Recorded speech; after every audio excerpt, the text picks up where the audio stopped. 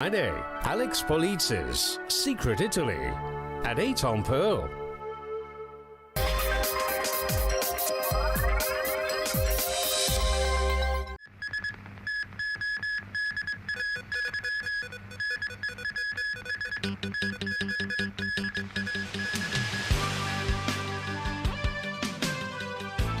The debate on political reform rages on as a vote is expected late tomorrow or Friday. 5 suspects in explosives case are denied bail. And an emotional appeal from husbands of British women who may have gone to Syria to join Islamic State.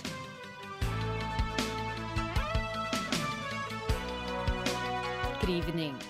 After nearly 2 years of discussion, consultation and street protests, Hong Kong's Legislative Council is facing a crunch vote on the government's political reform package.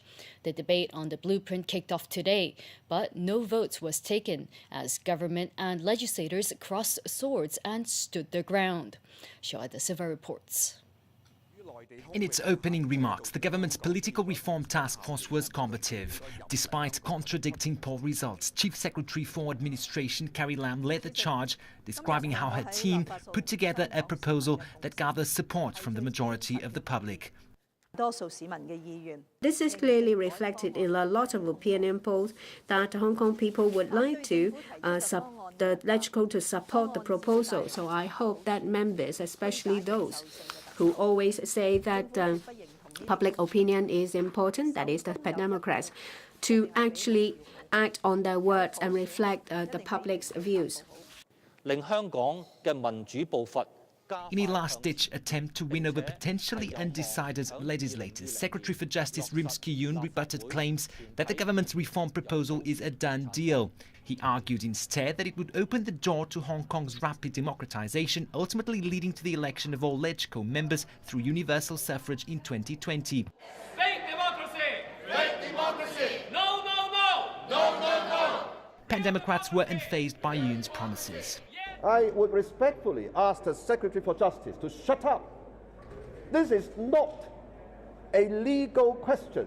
This is a question of whether or not there will still be a political will, incentive or reason to change.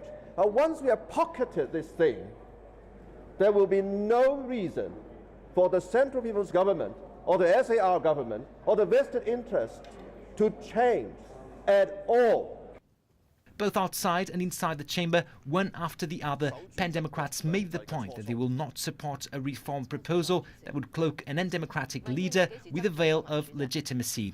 Meantime, pro-establishment legislators said a veto would be wasting a historical opportunity. In the past, the CE was returned by 1,200 persons. In future, 5 million Hong Kong people will select the CE. This is an actual progression. To veto the package is equivalent to vetoing universal suffrage for the LegCo and universal suffrage for the CE election. Although not all lawmakers are making full use of their 15 minutes time, the vote is expected to take place either tomorrow night or Friday morning. However, in order to ensure there are no large demonstrations more likely to happen at night, some pro-establishment legislators have vowed to filibuster in order to ensure that the vote happens in the daytime. Xiao De Silva, TVB News. The LegCo complex was surrounded by ralliers all day, with supporters and opponents of the government's political reform package out in force. As Rani Samtani reports, some protesters say they plan to stay there overnight. Tensions were high outside LegCo, with clashes breaking out between the opposing camps.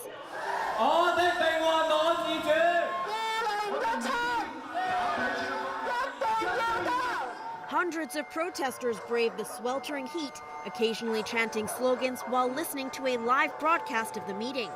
I finished my exams and so on. I come here to fight for democracy. I believe at this moment the Pan-Democrats will still object the proposal.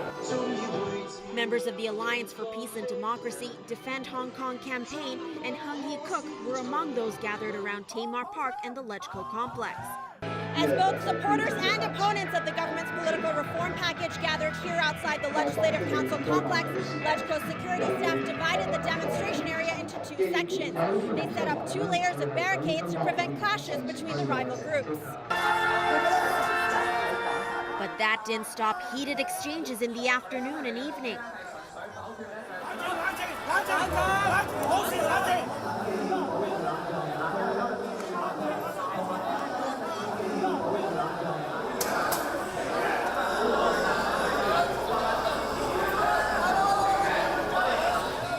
Plainclothes police officers and security staff were on hand to stop the fights.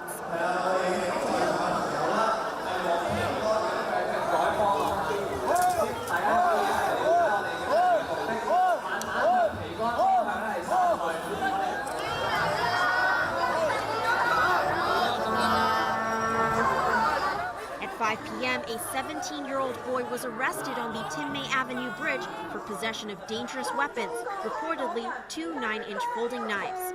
After the debate ended for the day, some protesters stayed on. The Legislative Council Commission issued the Amber Security Alert and implemented special security measures in the building. The council president said the alert will remain in place tomorrow. As we can all see, the number of people from both camps gathered in our public demonstration area have been growing throughout the evening, and the emotions are getting high. We all know that the climax is still to come, because voting will not take place until tomorrow afternoon at the earliest. Anyone entering the complex, including government officials, lawmakers, and reporters, have to present identification and undergo a security check. Police officers are on standby in the building and on Tinmay Avenue. Ronnie Santoni, TVB News. TVB's live coverage of the LegCo debate resumes at 10 tomorrow morning.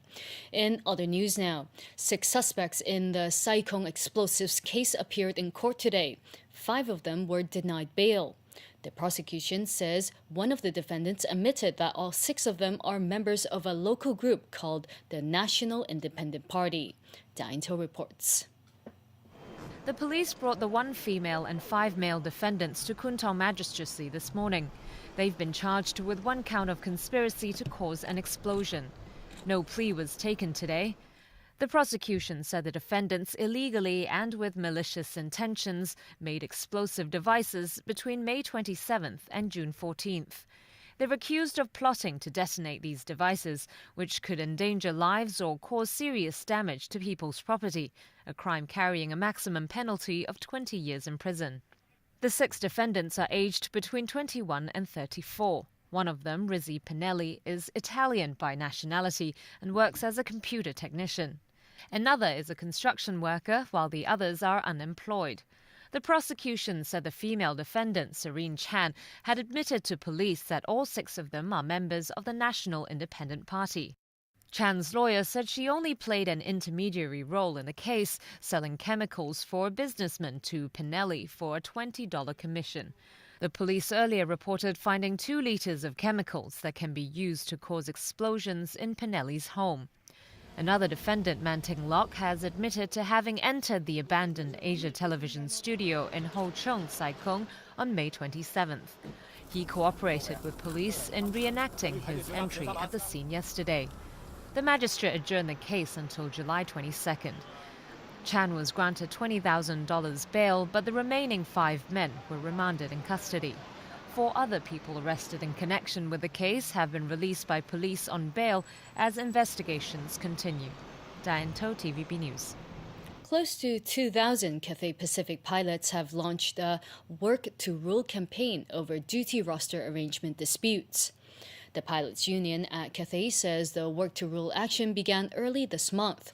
According to the union, a 3-year agreement between labor and management on duty roster arrangements for pilots is about to expire.